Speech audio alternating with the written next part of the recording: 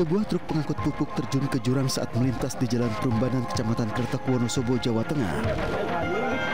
Diduga truk alami remblong hingga laju kendaraan tidak dapat dihentikan.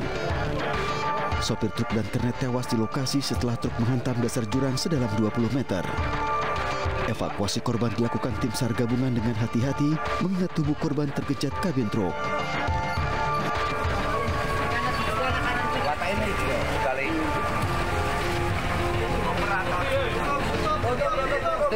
Tutup. Berawal dari arah ke Parahan menuju Wonosobo di kilometer 10 Wonosobo di desa Prumbanan, Kecamatan Kertek, diduga rem tidak berfungsi. Satlantas Polres Wonosobo bersama Dinas Perhubungan masih melakukan penyelidikan terkait kecelakaan tunggal yang menewaskan 2 orang. Sejumlah pengendara diminta waspada mengingat sejumlah titik di jalur Temanggung Wonosobo terdapat jalan yang curam.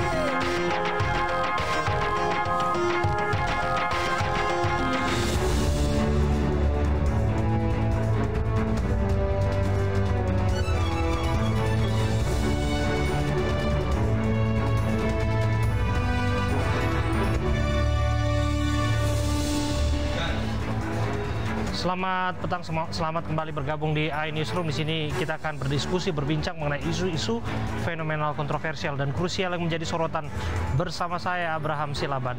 Pemirsa, kita awali dengan informasi sejumlah pengemudi ojek online kocar-kacir saat razia parkir liar di kawasan Menteng, Jakarta.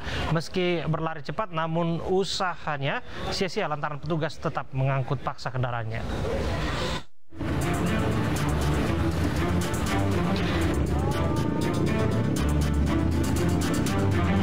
Aksi kocar-kacir berlarian sejumlah pengemudi ojek online mewarnai razia parkir liar yang digelar petugas suku Dinas Perhubungan di kawasan Menteng, Jakarta Pusat.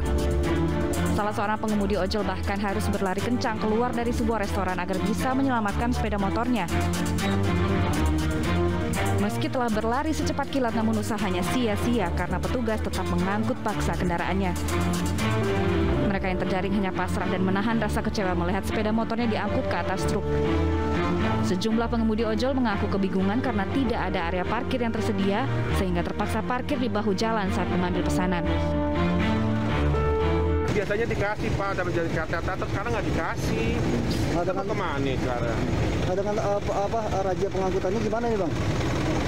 Ya paling nggak dikasih lah, tepatnya di mana kita kan cuma nyari duit Pak. Untuk sementara dan seterusnya, setiap orang yang menggunakan patung atau berparkir di prasarana umum dan jalan trotoar pasti kita tindak. Untuk penindakannya kita serahkan ke Lantas untuk ditilang. Di sepanjang jalan tersebut, petugas menjaring 12 sepeda motor yang langsung dibawa ke kantor Sudin Perhubungan untuk diproses lebih lanjut. Petugas mengaku tidak memberikan keringanan demi menegakkan ketertiban umum. Terlebih, mendekati Ramadan di mana aktivitas masyarakat semakin meningkat.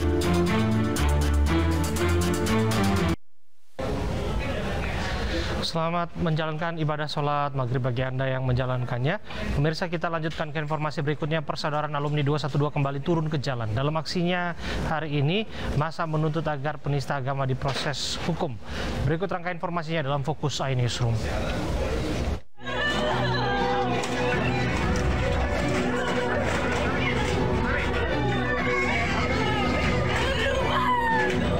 Anak pemilik rumah ini hanya bisa menangis mengetahui tempat tinggalnya akan dibongkar.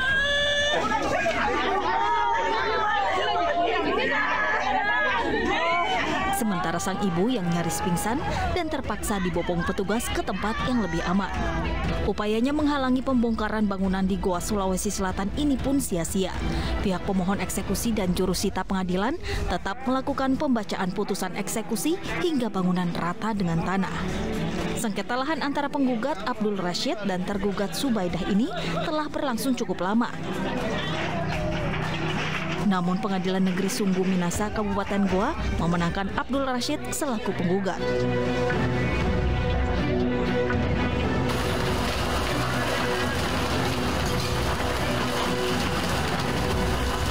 Kobaran api dengan cepat membakar sejumlah bangunan semi permanen di Jalan Kemanggisan Utama Raya, Palmerah, Jakarta Barat, Kamis malam tadi. Hembusan angin kencang dan material bangunan yang terbuat dari kayu membuat api cepat merambat ke bangunan lain. Petugas pemadam kebakaran dari Sudin Jakarta Barat diterjunkan untuk menjinakkan api. Setelah cukup lama berjibaku, petugas akhirnya bisa memadamkan api. Total 15 bangunan semi permanen ludes terbakar. Usai kejadian, polisi menggelar olah TKP untuk menyelidiki penyebab kebakaran. Dari lokasi, polisi amankan sebuah tabung LPG 3 kg serta kompor yang diduga sebagai pemicu terjadinya kebakaran. Hasil pemeriksaan sementara, penyebab kebakaran diduga akibat kebocoran tabung gas dari dalam salah satu rumah yang sedang memasak.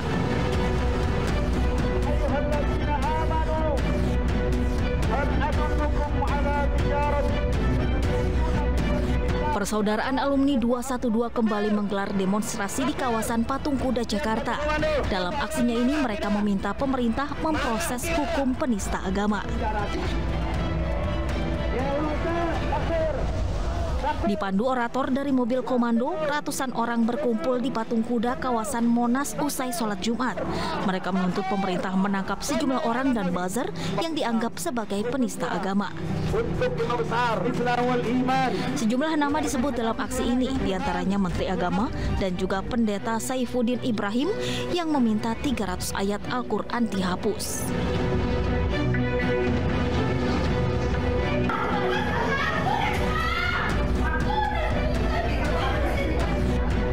Diduga tersinggung karena bawahannya meminta pembayaran intensif vaksinasi COVID-19, Kepala Puskesmas Sukamaju Kabupaten Luwu Utara ini mengamuk.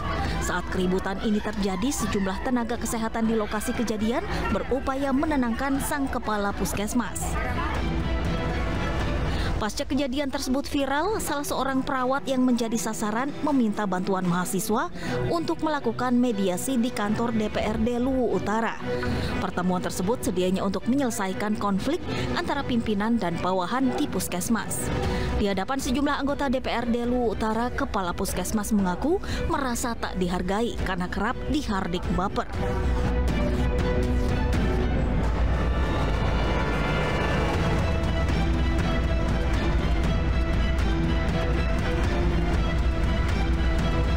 Kecelakaan yang melibatkan dua bus ini terjadi di ruas tol Cipali. Sebuah bus yang melaju dari arah Palimanan menuju Jakarta menabrak truk yang berada di depannya. Bus yang membawa belasan penumpang tersebut ringsek di bagian depan. Akibat kecelakaan ini, seorang penumpang bus meninggal dunia, sementara belasan lainnya terluka. Korban kemudian dievakuasi ke Rumah Sakit Abdul Razak Purwakarta. Hingga saat ini, polisi masih menyelidiki penyebab terjadinya kecelakaan. Presiden Joko Widodo meluapkan kekesalannya kepada instansi pemerintah yang banyak menggunakan barang impor, bahkan mengancam akan mengganti menteri yang tidak sepakat dengan arahannya. Harus memiliki keinginan yang sama untuk membeli, untuk bangga pada buatan kita sendiri, bangga buatan Indonesia. Jangan tepuk tangan dulu. Presiden Joko Widodo geram. Ia meluapkan sejumlah kejengkelan saat memberikan pengarahan kepada menteri, kepala lembaga, kepala daerah, dan BUMN tentang aksi afirmasi bangga buatan Indonesia. Bukan tanpa sebab, luapan kejengkelan Jokowi ini dipicu oleh realisasi pengadaan barang dan jasa dari dalam negeri di kementerian lembaga, baru 14% dari total anggaran 1.481 triliun rupiah. Bahkan, untuk pengadaan pulpen hingga buku tulis yang dipakai oleh lembaga pemerintahan juga masih berasal dari luar negeri. Presiden menekankan, kementerian, lembaga, dan BUMN tidak perlu bersusah payah mencari investor untuk mendongkrak pertumbuhan ekonomi dalam negeri. Menurutnya, pertumbuhan ekonomi akan meningkat jika seluruh pengadaan ikut dirasakan oleh pelaku UMKM. Karena keheranannya itu, Jokowi sempat mengucapkan kata bodoh pada instansi pemerintah yang tidak menggunakan produk dalam negeri. Bahkan berencana akan mereshuffle menteri yang tidak taat atas kesepakatan itu. Jika ada yang tidak taat terhadap apa yang sudah kita sepakati pada hari ini, BUMN, saya sampaikan ke Menteri BUMN, dah ganti dirutnya. Ganti, ngapain kita?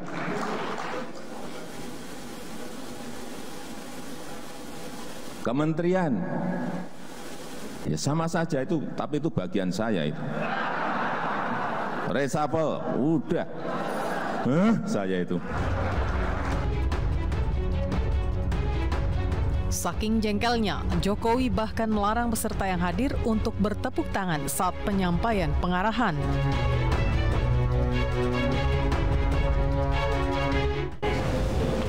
Pemirsa, kita akan diskusikan persoalan ini dengan pengamat politik Adi Prayitno dan juga politikus PKB Saiful Huda.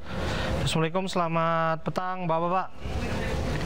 Selamat petang, Mas Abraham. Mas Abraham. Iya, saya ke Bung Adi terlebih dahulu ya. Bung Adi, ini kan masih samar-samar. Sebetulnya sasaran tembaknya Presiden ini siapa? Ya, adalah menteri yang memang tidak sejalan dengan Presiden. Presidennya juga baru kaget kan, hampir 10 tahun menjadi presiden kok baru tahu gitu bahwa ada kementerian yang persoalan remeh-temeh pun juga impor, pen, buku, itu kan tentu menjadi suatu hal yang naif ya. Bagi saya ini adalah tanda-tanda alam bahwa reshuffle itu akan segera dilakukan, karena tanda alam sebelumnya sudah disampaikan oleh salah satu elit PKB yang menyatakan bahwa di akhir bulan Maret akan ada reshuffle, karena PKB yang ngomong kok rasa-rasanya saya setuju aja, sami'na wa ta'na. Yang kedua, ini ditambah misalnya Presiden marah-marah karena sejumlah menteri yang memang sudah tidak bisa diharapkan dan mengancam reshuffle. Dan yang ketiga yang paling penting, Mas Abraham, adalah memang begitu banyak kritikan publik terhadap sejumlah kinerja kementerian yang dinilai memang menimbulkan kegaduhan dan tentu tidak sesuai dengan harapan rakyat. Ini soal minyak goreng, ada menteri yang kemudian seakan-akan bikin negara ini mau hampir kiamat gitu ya dengan isu-isu yang dibuat gitu ya. 3 variabel yang menurut saya adalah tanda-tanda alam bahwa sebenarnya reshuffle ini hanya tinggal menunggu waktu. Oke. Kita akan ke Mas Saiful Huda karena sudah disinggung tadi soal PKB, meskipun tidak secara eksplisit disampaikan Presiden amarahnya ke menteri siapa, tapi mengenai isu reshuffle yang jelas PKB sudah meresponnya. Bahkan Caimin menyebutkan jika reshuffle itu terjadi dan yang diganti adalah menteri PKB, akan terjadi nih Rusia-Ukraina perangnya begitu. Saya nggak tahu nih yang mana Ukraina, yang mana Rusia. Apa maksud di balik ini semua, Pak Saiful? Ya, job ketua umum kita biasa, Mas Adi tahu itu. Tapi prinsipnya hari ini Pak Presiden menyampaikan kekesalan beliau. Ini semakin menambah reasoning terkait dengan reshuffle kelihatannya.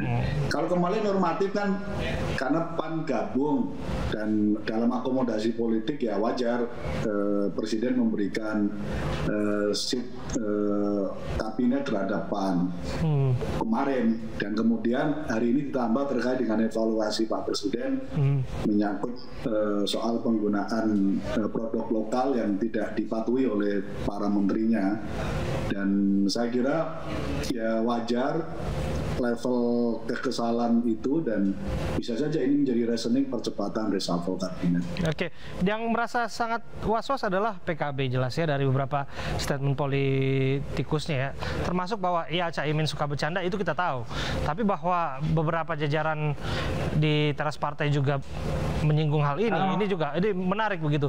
Mengapa PKB merasa terancam? Siapa menteri yang merasa diganti? Enggak sih, sekali lagi kita nggak ada masalah apapun. Kita kembalikan semuanya kepada Pak Presiden selaku pemegang mandat untuk mereshuffle dan tidaknya. Mas Saiful, Anda berbeda dengan apa yang disampaikan oleh beberapa jajaran partai lainnya begitu? Enggak, prinsipnya sekali lagi kita kembalikan ke Pak Presiden. Tentu sebagai partai pengusung loyal selama ini terhadap kepemimpinan Pak Jokowi, ya wajar kalau misalnya PKB memberikan rambu-rambu. Kalau perlu bahkan perlu nambah PKB. Nah itu dia tuh. Begini, saya ke Bung Adi. Bung Adi, agar tidak kesannya ini transaksi politik yang artinya begini, tidak ada kepentingan publik yang dibawa dalam isu reshuffle ini. Sebetulnya menurut Anda sudah tepatkah memang sasaran tembaknya? Ada 3 menteri PKB di sini yang kita ketahui ya, ada dari Kementerian Agama, kemudian juga Desa, termasuk tenaga kerja. Ya, job Caimin itu sebenarnya semakin menebalkan seakan-akan Jokowi dalam waktu dekat akan melakukan reshuffle. Ya, Mas Abraham ya. Cuman kan Caimin ini kan selalu menyampaikan sesuatu dengan job, meski substansinya itu penting. Sekalipun Presiden melakukan reshuffle, tapi ada hukum yang tidak boleh dilanggar. Satu, ya, tidak boleh mengurangi jatah menteri yang sudah dimiliki oleh partai-partai. Salah satunya PKB. PKB yang sudah ada 3, jangan coba kurangin. Ini bisa menjadi perang Rusia dan Ukraina. Kan begitu pesan yang sederhana. Kalau bisa kan kalau reshuffle ini nambah itu jauh lebih baik buat PKB. Ini adalah politik yang sebenarnya ingin mengcover bahwa jangan sampai reshuffle itu justru merugikan partai-partai yang memang sejak awal berdarah sama Jokowi, kan begitu. Hanya ingin akomodasi orang yang kemudian bergabung di tengah jalan. Sebentar Mas Adi, bahwa disinggung perang Rusia Ukraina kan ada istilah itu yang istilah ramai sekarang di publik itu URA ya. Tapi jangan-jangan urusan reshuffle ini saking disinggung Ukraina Rusia, yang jadi ora urus gitu, warga dengan urusan reshuffle ini begitu. Yang ingin saya tahu, ada nggak sih kepentingan publik sebetulnya di samping bahwa mengakomodir PAN masuk kabinet di balik ini semua? Tentu ada kepentingan publik supaya nanti kalau ada rombak kabinet, menterinya itu selain tidak bikin kegaduhan, yang kedua tentu saja semua kinerja yang diinginkan oleh Presiden maksimal. Minimal lah urusan minyak goreng dan harga pokok selama menghadapi bulan Ramadan ini bisa diatasi dengan baik ya Mas Abe ya. Karena pandemi ini kan terbukti meluluh lantakan seluruh kehidupan masyarakat. Kalau urusannya minyak goreng dan lain sebagainya kan kita tahu yang menjabat di pos itu siapa begitu, dan dia bukan seorang kader partai. Mengapa kemudian publik harus melihat ini sebagai angin segar dalam pembangunan? Kan sebenarnya warning dari PKB, kalaupun toh ada reshuffle, haram hukumnya mengurangi jatah menteri dari PKB. Kan itu sebenarnya yang ingin disampaikan oleh Jok Caimin itu, Mas Abraham. Bahwa yang lain itu boleh diganti, non-partai, partai yang lain dikasih, monggo, kecuali PKB. Nah, kalau PKB yang diganti, yang sejak awal pasang badan untuk pemenangan Jokowi, itu tanda-tanda Ukraina dan Rusia akan pindah ke Indonesia. Wah, sorry ya. Jangan sampai yang rame itu bukan URA, tapi urus nanti. Itu yang kita khawatirkan tidak rame di kalangan kita. Tapi begini, Mas Saiful Huda, bagaimana Anda menjelaskan kepada publik dengan masuknya nanti PAN di dalam kabinet ini kan menjadi koalisi bersama pemerintah ya. Justru kabinet ini akan berjalan lebih efektif begitu. Ya tentu PAN pasti memilih figur sosok yang terbaik yang bisa membantu kinerja Pak Presiden, kinerja dan performa kementerian ke depan dan pemerintahan Pak Jokowi. Itu ukuran-ukuran yang saya kira pasti menjadi semacam kesepakatan yang antara pihak Pak Presiden dengan PAN. Gitu. Jadi sekali lagi ya, ini sih wajar saja ya. Kalau misalnya apakah ini terkait dengan kepentingan publik, saya kira iya. Pemerintah, Presiden punya kepentingan betul mengevaluasi para menterinya supaya sesuai dengan ekspektasi publik. Oke, ya itu dia yang menarik. Jika kemudian persoalan publik yang menjadi acuannya, nampaknya kita harus fokus pada isu-isu sosial kesejahteraan, termasuk minyak goreng dan lain sebagainya, itu yang menjadi persoalan genting belakangan ini. Tapi terima kasih waktu Anda Bapak-Bapak hadir bersama kami, Mas Saiful Huda dan Bung Adi Praitno hadir di iNewsroom.